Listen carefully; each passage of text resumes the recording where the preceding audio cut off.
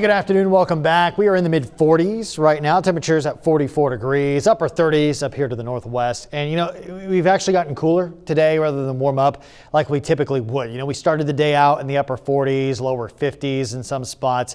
But, as we've been moving through the day, cooler air has been moving in. And this is what to expect for the next several days as well, where our temperatures just stay right here in the lower 40s. And overnights, we're going to start to dip below that freezing line, which we haven't done in some time. Now, temperatures are finally starting to settle a little bit after a bitter cold week and then a spring-like week. Now we're going to start to see temperatures closer to normal, but the sunlight that you may have been enjoying early this morning, if you go out this afternoon, more and more cloud cover is going to try to take over. Now the thing is, if you're avoiding rain, we have mostly cloudy skies moving in, but we're going to stay dry throughout the day. So if you need to avoid rain, you have any rain sensitive chores to do, this is a good afternoon to do that. But remember, it is going to get cooler. Our temperatures are going to continue to drop a little bit into the lower 40s by the end of the day. And the high for the day has already happened very early. So it's just going to continue to be very winter-like outside, which may be less than comfortable for you, especially if you have to do anything outdoors for an extended period of time and you're used to the spring-like conditions of the last couple of days.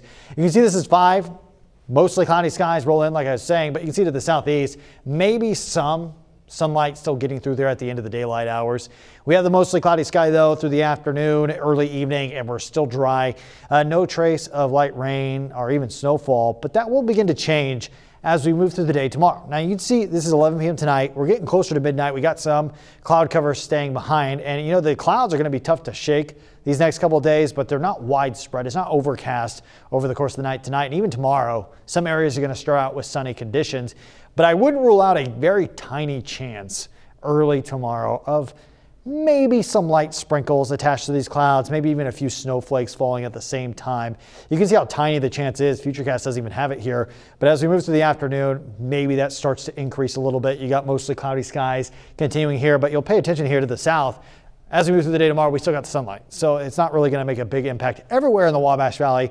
But you can see what I'm talking about when it comes to maybe some isolated snow flurries farther to the north, northeast on the Futurecast here. This is around 5. Look how isolated these are, though. And, these are possible most of the day where there are clouds.